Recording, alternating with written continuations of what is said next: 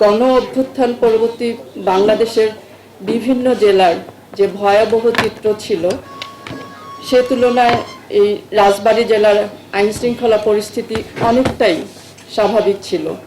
আমি এখানে এসে এটা জানতে পেরেছি।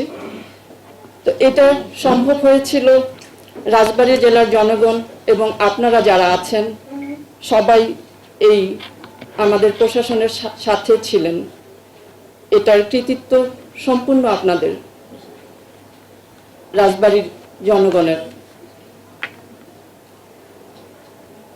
জেলার নতুন পুলিশ সুপার হিসেবে আমার প্রথম এবং প্রধান দায়িত্ব হবে যে কোনো মূল্যে এই জেলার আইন শৃঙ্খলা পরিস্থিতি স্বাভাবিক রাখা, প্রত্যেকের ব্যক্তি নিরাপত্তা এবং জানমালের নিরাপত্তা নিশ্চিত করা,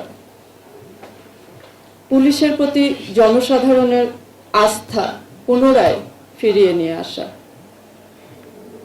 সকল নাগরিকের মানবাধিকার সহ সাংবিধানিক যে অধিকার আছে সেগুলো নিশ্চিত করা, জনগণকে অযথা হয়রানি এবং মিথ্যা মামলা থেকে মুক্তি দেয়া।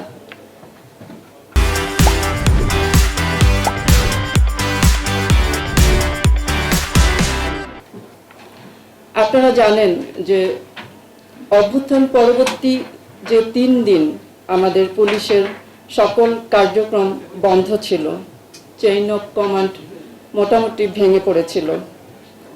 ইনশাল্লাহ নতুন সরকার দায়িত্ব গ্রহণের পর সরকারের আন্তরিক প্রচেষ্টায় পুলিশ আবার কর্মস্থলে ফিরে এসেছে। তারা তাদের দায়িত্ব স্বতঃস্ফূর্তভাবে পালন করছে। ছাত্র জনতার রক্তে ভেজা এই নতুন বাংলাদেশ আমরা যেটা পেয়েছি, সেই স্বাধীন বাংলাদেশের স্বাধীনতাকে সমুন্নত রাখার দায়িত্ব আমাদের প্রত্যেকের, আমাদের সকলের।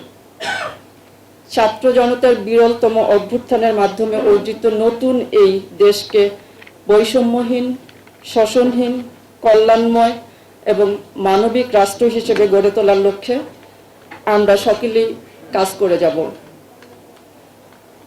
আপনারা আমাদের পাশে থাকবেন। আমি অত্যন্ত সাধারণ ঘরের মেয়ে, গ্রাম থেকে উঠে এসেছি। আমার রক্তে মিশে আছে মাটির গন্ধ। তাই প্রজাতন্ত্রের কর্মচারী হয়ে জনগণের সেবক হিসেবে আপনাদের রাজবাড়ী জেলায় দায়িত্ব পালন করে যেতে চাই। আপনারা আমার পাশে থাকবেন। আল্লাহ আমাদের সহায় হন।